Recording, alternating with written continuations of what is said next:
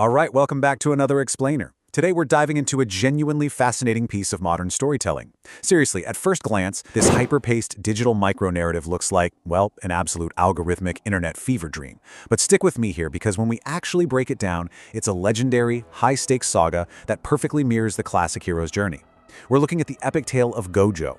He's our protagonist, completely thrust into an impossible situation, forced to secure unimaginable wealth just to appease a family member. And to top it all off, he ultimately has to face his absolute greatest nemesis in combat just to get the cash. So let's just dive right into this and see exactly how a quest for a luxury vehicle turns into this world-shaking showdown. Right off the bat, this entire saga hinges on one ridiculously absurd question. How on earth do you acquire a $500 million diamond Rolls-Royce?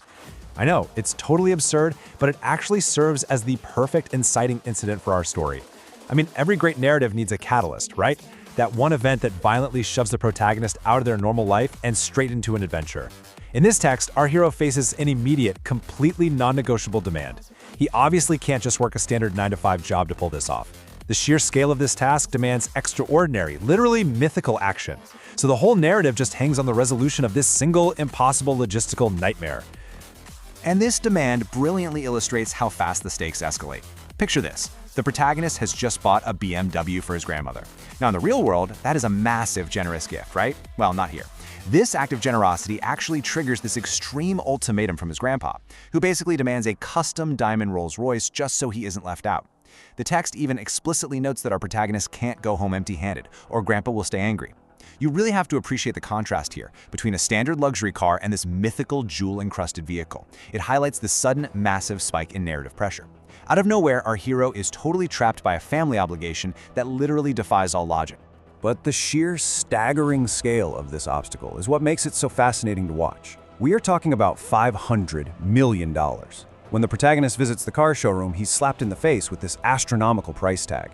You see this a lot in algorithmic storytelling. Numbers are just completely exaggerated to anchor the sheer scale of the stakes. $500 million for one single vehicle? It completely rips the story out of any sort of economic reality and just firmly plants it in pure fantasy. This massive number, it's not really just a price. It's a structural barrier. It's designed to seem completely insurmountable for any ordinary person. Now, you know how every hero's journey features a threshold guardian? You know, that obstacle the hero has to bypass to enter the special world of the narrative? Well, here, that guardian is this incredibly arrogant car dealer. As we see in the source text, the dealer just ruthlessly dismisses our protagonist. He literally says, "Listen, you can't afford this diamond Rolls-Royce. Now get out of my showroom, poor boy." Ouch, right?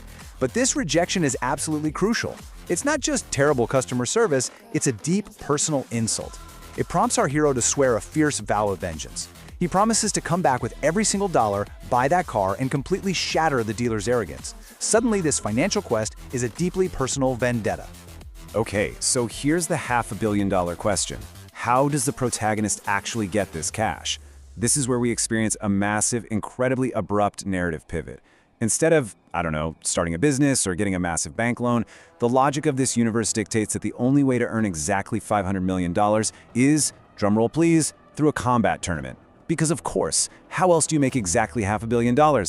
Enter Suguru Geto, who is explicitly defined in the text as the protagonist's greatest enemy. It's almost too perfect, right? The universe conveniently aligns the exact financial need of the hero with this long-standing personal rivalry. Defeating this enemy in a highly publicized, super dangerous showdown suddenly becomes the one and only logical path forward. The economic problem literally turns into a martial arts problem. So let's fast forward to the actual battle and see how the story builds tension. We're now entering the ordeal phase of the narrative. And guys, things are not going well for our hero. The text highlights this moment of just severe, escalating disrespect from Suguru Geto. He's taunting him, saying, "Is that all you've got, Gojo? I told you you're nothing compared to me." Our hero suffers an initial, absolutely brutal defeat. He's deemed too slow and basically powerless. This is it. This represents the lowest point in the narrative arc. All hope seems completely lost. The $500 million is slipping away, which means the arrogant dealer is going to win, and honestly, worst of all, Grandpa is going to stay angry. But wait, here is exactly where the source material just throws all conventional storytelling rules out the window and does something entirely unique to its medium. The protagonist realizes his failure isn't because he lacks training or innate skill. No, it's actually due to a lack of audience engagement. He literally breaks the fourth wall, looking right at the audience and says, "Friends, it seems you haven't liked and subscribed to the channel yet. That's why I keep losing." It is wild. The narrative explicitly ties the hero's physical combat power directly to the real-world metrics of the viewer. It's this fascinating meta-narrative twist where you, the observer, basically become the battery powering the protagonist. If we take a step back and logically deconstruct this chaotic, hyper-fast climax, we can actually see a rigidly structured step-by-step sequence playing out. Step 1. Face the enemy, Suguro Geto. Step 2. Suffer that initial crushing defeat just to really establish the stakes. Step 3, the critical universe-bending pivot, which is absorbing viewer likes and subscribes to gain power.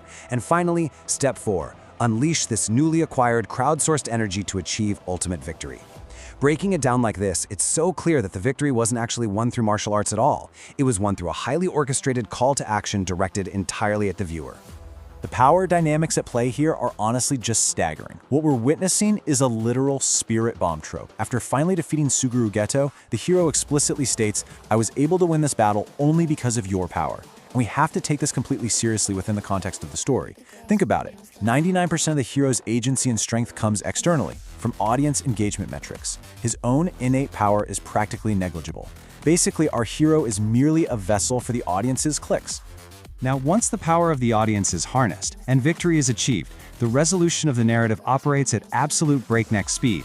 Let's map out this triumphant return, because it is incredibly fast.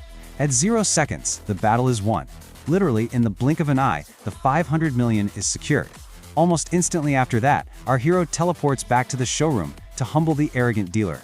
And then, within a minute of the battle actually concluding, he's back home, delivering the diamond Rolls Royce. It is a rapid-fire resolution that aggressively ties up every single plot thread with absolute efficiency. There is literally no room left for falling action here. And wow, what a resolution it is. Remember that arrogant threshold guardian from earlier, the car dealer? Well, the second he's presented with the $500 million, the guy completely collapses. He says, "I made a huge mistake, Gojo, sir. Please forgive me." And the text delivers this groveling apology with such sudden, intense gravity. It's treated way less like a normal retail transaction and much more like some major geopolitical concession. The hero's earlier vow to, break your arrogance is fulfilled instantly and absolutely. It completely rewards the viewer's engagement with an immediate, highly satisfying dose of fictional justice. So finally, we reach the conclusion of our hero's epic quest. The diamond Rolls Royce is delivered and the whole inciting incident is fully resolved. The source text wraps this massive adventure up with this beautifully simple, kind of understated line. "Oh, Gojo, I'm not angry anymore." And just like that, the universe is rebalanced. The impossible stakes of a $500 million car, a bitter martial arts rivalry, and literally breaking the space-time continuum just for audience interaction, it all culminates in simply returning a grumpy family member to a state of emotional neutrality. Mission accomplished, I guess. All of this leaves us with one final, genuinely profound question to consider. In these hyper-fast modern micro-narratives, are audience metrics actually the true main character? Because as we've seen throughout this explainer, the protagonist, the villain, and the plot itself were all entirely subordinate to the viewer's decision to just hit like and subscribe. The clicks literally powered the narrative resolution. It completely redefines the relationship between storyteller and audience, taking you from passive consumption and turning it into the actual fuel for the plot. Definitely something to ponder the next time a protagonist asks for your strength to win a battle. Anyway, thank you so much for joining me on this explainer. I really hope this provided a fun, new way to understand the frankly bizarre algorithmic storytelling of today. See you next time.